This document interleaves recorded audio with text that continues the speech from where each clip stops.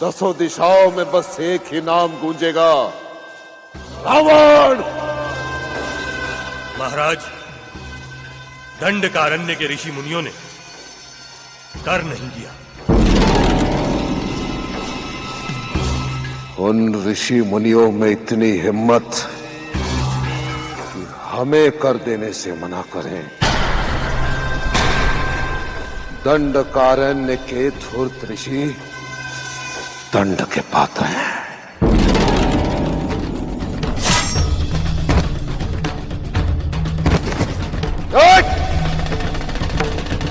जो हमें प्रेम से ना मिले उसे छीन लेते हम।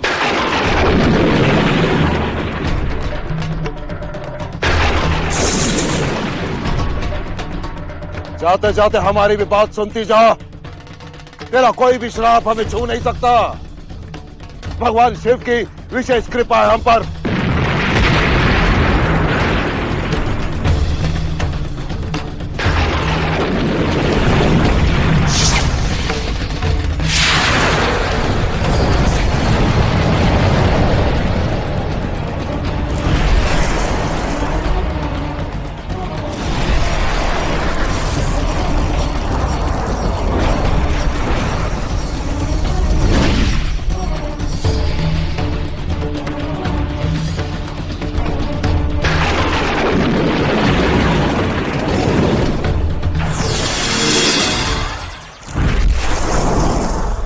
प्रणाम पितामह।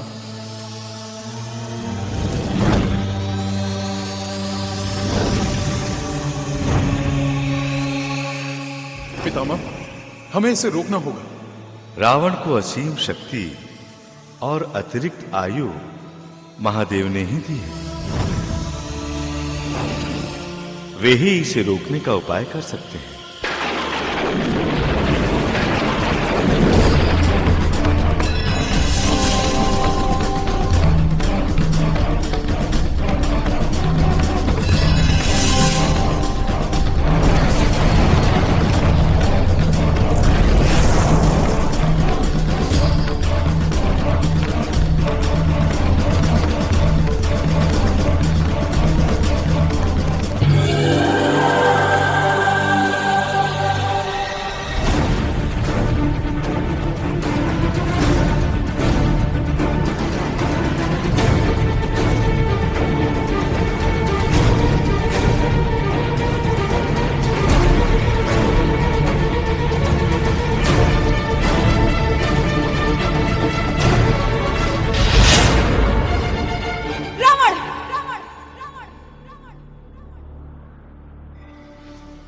देवी, शांत हो जाइए।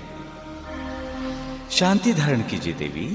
स्वामी, रावण अत्याचार और व्यभिचार की समस्त सीमाएं लांघ चुका है।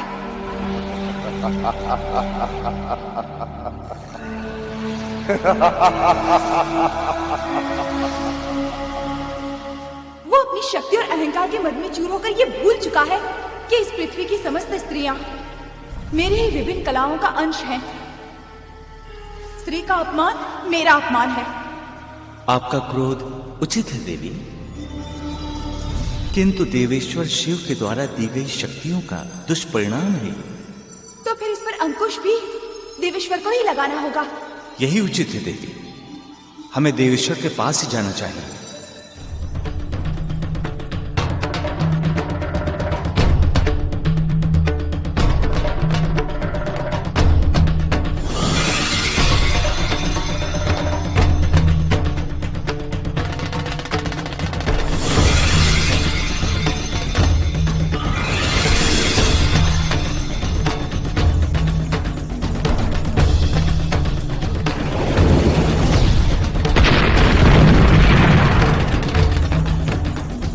जगदीश्वर, अब आप ही इन्हें रोकिए। सारे जगत में उथल पुथल मचने लगी है।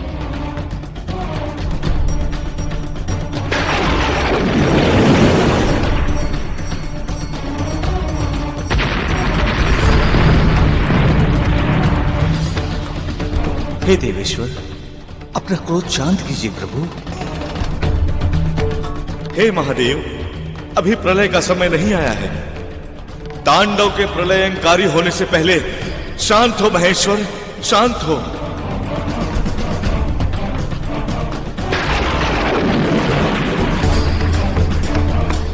शांत हो जाइए प्रभु, शांत हो जाइए। शांत हो जाइए महादेव, शांत हो जाइए। शांत हो महेश्वर, शांत हो।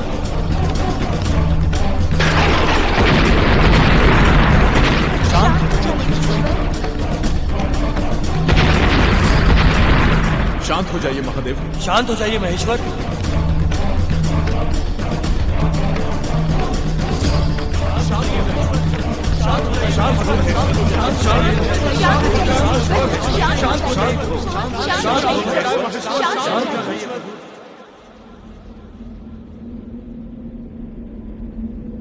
प्रणाम महादेव।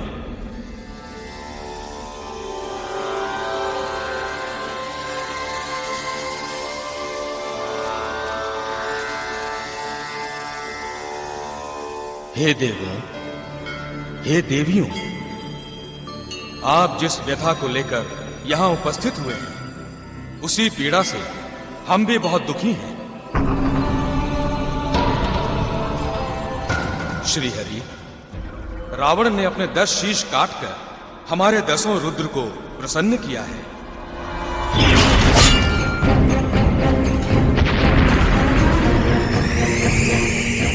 इसीलिए मैं 11वें रुद्र का अवतार लेकर उसकी सारी शक्तियों को एक एक करके नष्ट कर दूंगा।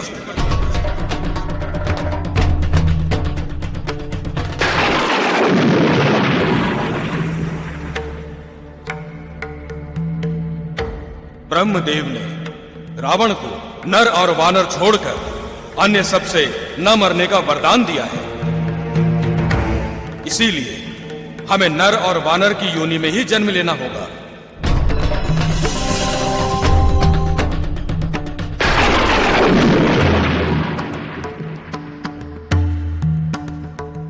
मैं अपने 11वें रुद्र के अवतार में वानरराज केसरी की पत्नी अंजना की कोख से जन्म लूंगा।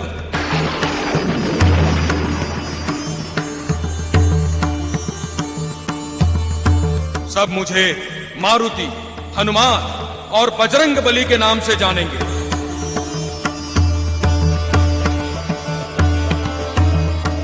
मैं रावण का काल बनकर पृथ्वी पर आऊंगा, रावण का काल बनकर।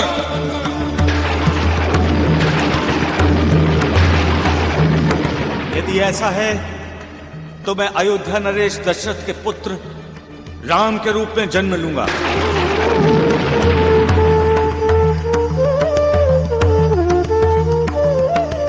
और रावण को मृत्यु के मुख में पहुंचाऊंगा।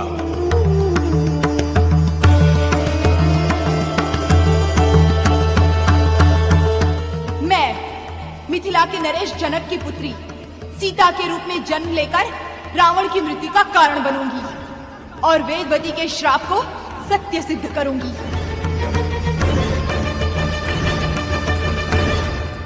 पवन देव, आपको तो हमारे कार्य में बहुत बड़ा योगदान देना है। अंजन वन में आप कुल देवता के रूप में पूजनीय हैं, अतः आप मेरे जन्म लेने के लिए अनुकूल वातावरण बनाएं। वानर राज केसरी और देवी अंजना आपके उपासक हैं, इसीलिए आप ही देवी अंजना को पुत्र प्राप्ति के लिए दिशा निर्देश करें और मेरा ये अंश पवन सुत के नाम से प्रसिद्ध होगा।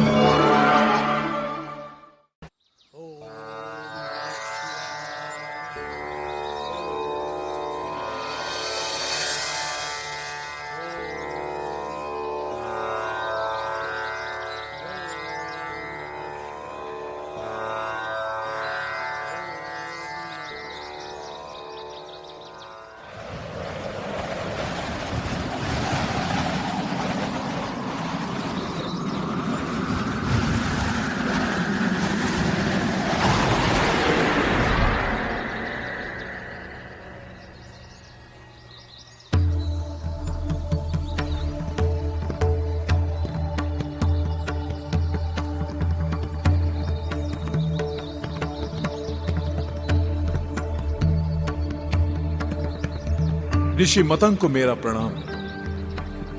प्रणाम। पवन देव, आप यहाँ? हाँ ऋषिवर, मैं एक विशेष कार्य हेतु यहाँ आया हूं। कहिए। ऋषिवर, लंका नरेश रावण के अत्याचार बहुत बढ़ गए हैं।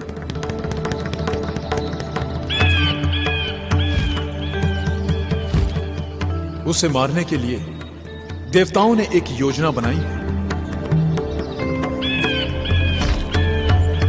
क्योंकि रावण को नर और वानर छोड़कर सबसे वध ना होने का वरदान प्राप्त हुआ है, इसीलिए भगवान शंकर उसे मारने के लिए एक वानरिकी कोख से जन्म लेना चाहते हैं।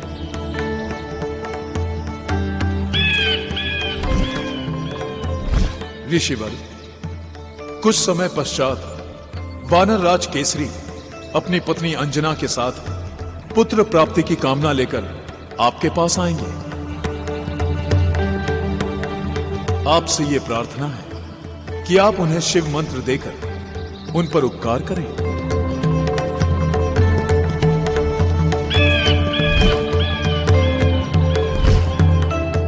इस महान कार्य में योगदान देकर मैं भी धन्य हो जाऊंगा।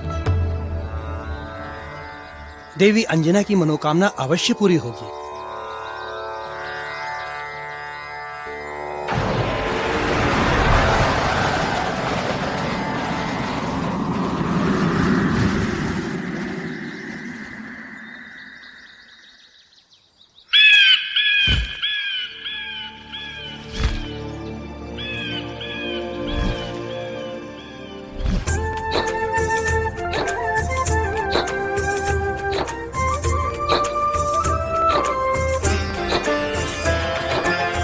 तपती धूप धूल भरी आंधी, नंगे पांव अंजना जाती।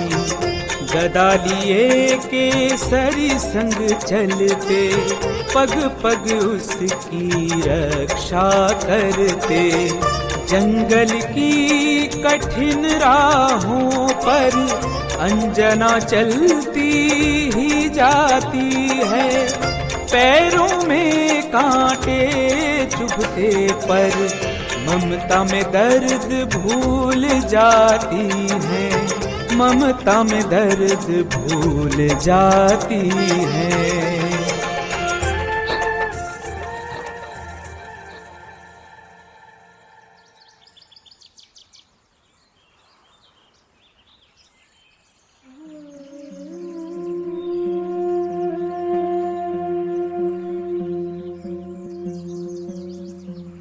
न जाने किस साधु के कहने पर यह सब कुछ कर रही हो तुम। पुत्र प्राप्ति के लिए मैं कुछ भी करने के लिए तत्पर हूँ। मुझे उस साधु की बात पर पूरा विश्वास है। मतंग ऋषि के आशीर्वाद से हमें पुत्र प्राप्ति अवश्य होगी।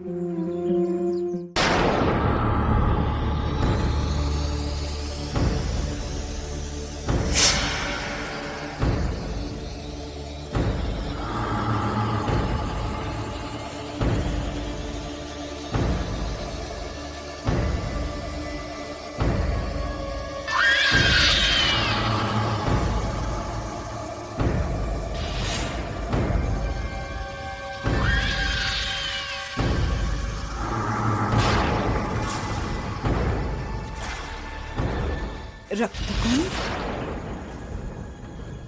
रावण को बुलाओ।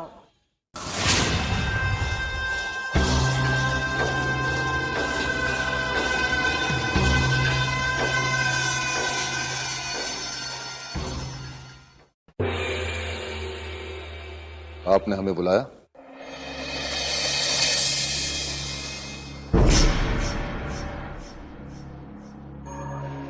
क्या बात है मां? आपके मुखमंडल पे चिंता की रेखाएं? हाँ दशानन, जब से तुम ये रक्त कुंभ लंका में लेकर आए हो, तब से चारों ओर अपशकुनी फैलता जा रहा है।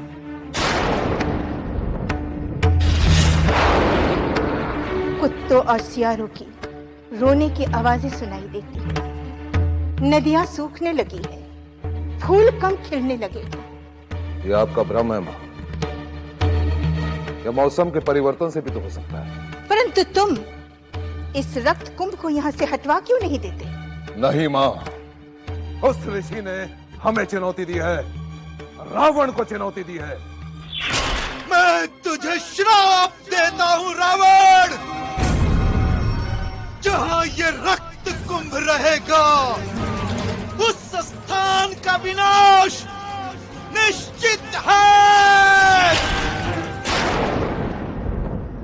हम सिद्ध करना चाहते हैं कि उसका कोई भी श्राप हमारा कुछ भी बिगाड़ नहीं सकता, कुछ भी नहीं मां।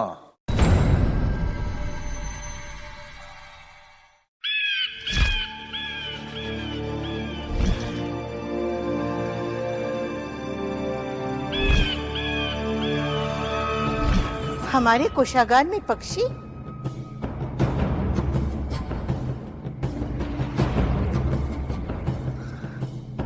पंछी नहीं मां, ये हमारा गुप्तचर शुक है। इसे हमने अधिकार दिया है कि ये हमें कभी भी कहीं भी मिल सकता है।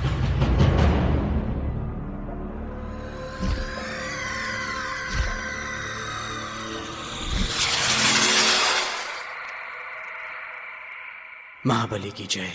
क्या समाचार लाए हो शुक? महाराज, देवता आपके विरुद्ध षड्यंत्र रच रहे हैं, जिसके अनुसार वानर राज केसरी और अंजना का पुत्र आपके लिए काल समान सिद्ध होगा, जिसके अनुसार वानर राज केसरी और अंजना का पुत्र आपके लिए काल समान सिद्ध होगा। परंतु केसरी को तो कोई पुत्र है ही नहीं। मैं होने वाले पुत्र की बात कर रहा हूं राजमाता।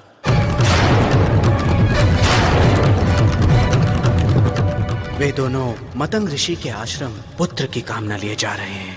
मतंग ऋषि के आशीर्वाद से उन्हें कालजय पुत्र की प्राप्ति होगी। उन्हें मतंग ऋषि तक पहुंचने से रोकना होगा।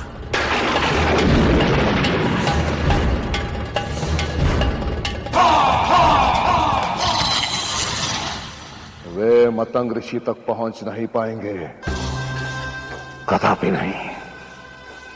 शुक, तुम महारानी मंडोदरी के भाई मायावी को वहां भेजो और उससे कहो कि वो अंजना और केसरी को रास्ते में ही समाप्त कर दे समाप्त।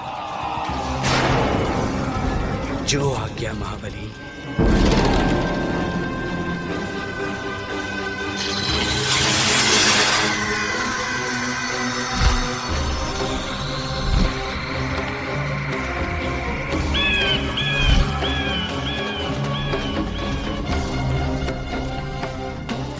आप चिंता ना करें मां, रावण है हम, रावण जिसके नाम से धरा भी थर थर थर्राती है, तो उसका एक तुच्छ वानर काल कैसे बन सकता है? असंभव।